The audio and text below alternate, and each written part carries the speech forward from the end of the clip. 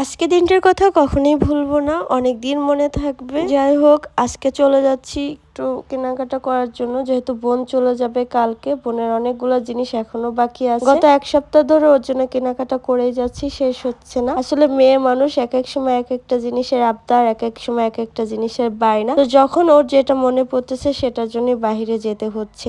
তাই সন্ধ্যার একটু আগ দিয়ে চলে যাচ্ছে এখন। যার পথে দেখলাম এখানে আমাদের ছোট মিয়া দাঁড়ায় দাঁড়ায় হাসাহাসি করতেছে। ছোট মিয়া বলতে ওয়াসিম, আমার ছোট ভাই। তারপরে দেখলাম এইখানে এই যে পিচ্চিটা দাঁড়ায় দাঁড়ায় টিকটক করতেছে। দেন ওর সাথে অনেকদিন পরে দেখা, তাই বললাম কি অবস্থা, কেমন আছো? বলতেছে ভালো আছি, আমিও টিকটক ভিডিও বানাচ্ছি। তা আমি বললাম তুমি টিকটক ভিডিও বানাইতে পারো? বলতেছে হ্যাঁ পারি। এই যে, ও কিন্তু অনেক লক্ষ্মী একটা বাচ্চা। তারপর যাই হোক, বাজারে চলে আসলাম। তার আগে টেলার্স থেকে জামা কাপড় গুলা নিয়ে নিয়েছিলাম। টেলার্স এর কাছে অনেকগুলো জামা কাপড় দেওয়া আছে, পার্ট বাই পার্ট তোমরা দেখতে পারবে। তারপর বোনকে ফোন দিলাম, দেওয়ার পরে বললাম কি কালারের সুতা নিব, যেহেতু অনেকগুলো জিনিস নিব তো এক একটা করে ভুলে যাচ্ছি, আবার একবার করে কল দিচ্ছি। তো এখান থেকে একটু কাঁথা সেলাই করার জন্য সুতা নিয়ে নিলাম, কারণ তোমরা এর আগের ভিডিওতে দেখেছিলা ওই যে কাঁথা হয়েছে ছাপ দিয়েছিলাম ডাইস দিয়ে। ওই কাঁথা সেলাই করার জন্য এখান থেকে একটু সুতা কিনে নিলাম, সুই সুতা আর একটা ব্রাশ আর যা যা লাগে কিনে নিলাম। আর অনেক কিছু কেনাকাটা করেছি, যেহেতু একা একা মার্কেটে আসছি না, ওইভাবে আর ভিডিও করতে পারি না। আবার রাতও হয়ে গিয়েছিল,